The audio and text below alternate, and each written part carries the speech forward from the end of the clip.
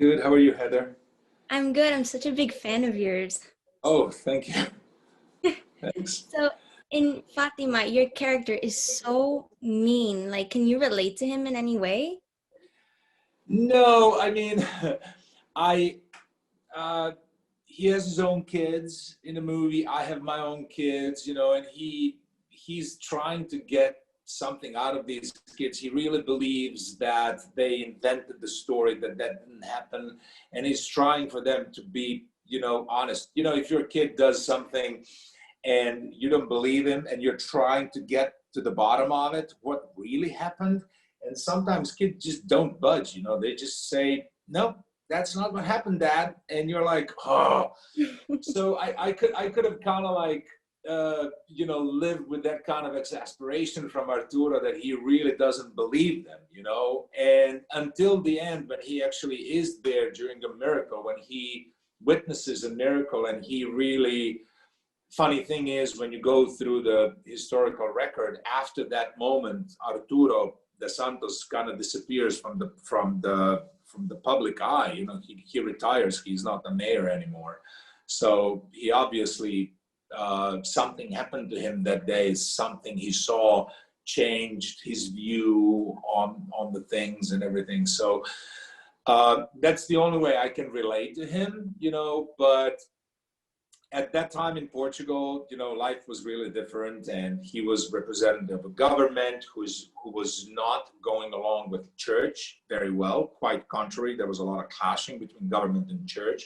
So he felt really pressured from Lisbon that he needs to stop the story from spreading, and that's how everything happened. Yeah.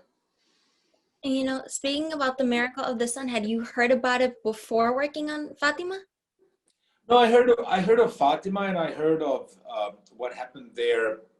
As far as I knew, I just knew about that Virgin Mary appeared to these kids, and that's about it. I didn't know the details, to be honest with you. So when I read the script, I went into it and I did my research, and I was like, wow, okay, this is like, it's uh, it's getting really, it's a big story. It's very interesting and important story. Yeah, it's really, really big in Portugal, and I didn't know that either. So you have a lot of tense moments with the kids. Were you ever feeling guilty yourself about being so mean to the younger actors? No, my God, they had so much fun. Stephanie and I had a great time. She's really cool. She's such a smart kid. She's a great actress. She just radiates something. She has this way of like just natural expression that it's really cool and awesome. And sometimes we even had problem keeping straight faces during that tough scene when I offered them food and I kind of start talking really bad to her. Immediately we would start laughing, and kind of like I would be like, oh my God, if my kids are here now and if they see me, how am I talking to you guys, they would be, Dad, come on. So no, I wasn't feeling guilty at all, because they're like grown up enough that they know what's acting, and they were really awesome to work with, all three of them. They were really fun. And I can't even tell, like in the film, because you guys are so pitted against each other. I wouldn't have ever thought that you guys were really good friends. They're good actors, and I'm telling you, as soon as they would say cut, it was like Marco would say, come on guys, calm down, please, concentrate. I mean, I loved you in the show Timeless, and your character Garcia. He starts out as the villain, but then we see that he's a really good guy. Do you think Artur is like that too? Well, it's a little bit different in Timeless and Arturo. I wouldn't put them in the same shoes. It's quite different characters, because Arturo was a real guy, and it's a historical facts and events, and it's a different situation. It's much less. With Garcia Flynn, we're talking about somebody who literally executed his family, and he is trying to, you've seen the whole show. Yeah. You've seen how he gets the diary in the end. It's actually Lucy who finds him. Lucy is the one who actually starts the whole thing. If not for her, he was just running away basically and Right.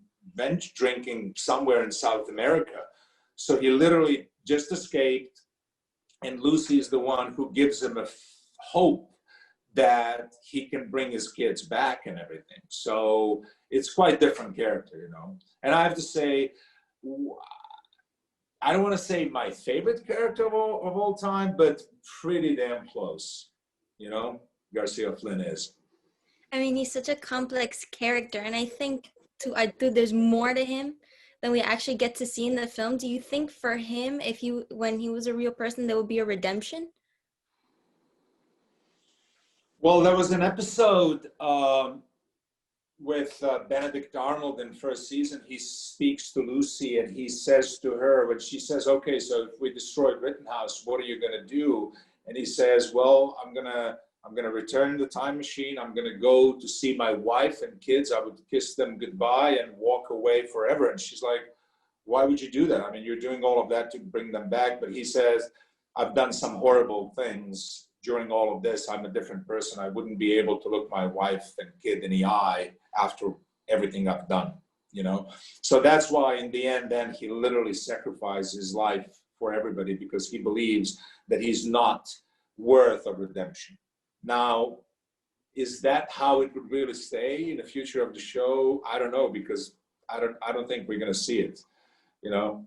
But for Arturo in his city, would you think he deserves a redemption after what he did to the kids? Well, I think so, because he really didn't do something horrible to the kids, you know, like you even see it in the movie, like there was in certain biographies, you know, they said he puts kids in a prison. He didn't. He put the kids in, it was a basement where they keep wine and prosciuttos and stuff like that. You know, he didn't lock them in jail or something like that with other prisoners or whatever. He just locked her in for like half an hour, just, you know, to try to kind of, out of frustration, you know.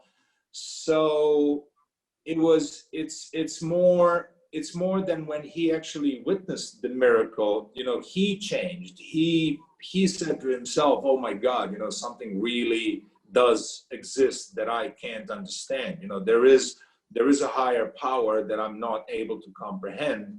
And that was, you know, after that he pulled back from public life. You know, you can't find him anymore in history books after that moment, because he obviously decided he doesn't want to be in a place of responsibility. First World War also finished. So he literally just became like a private citizen.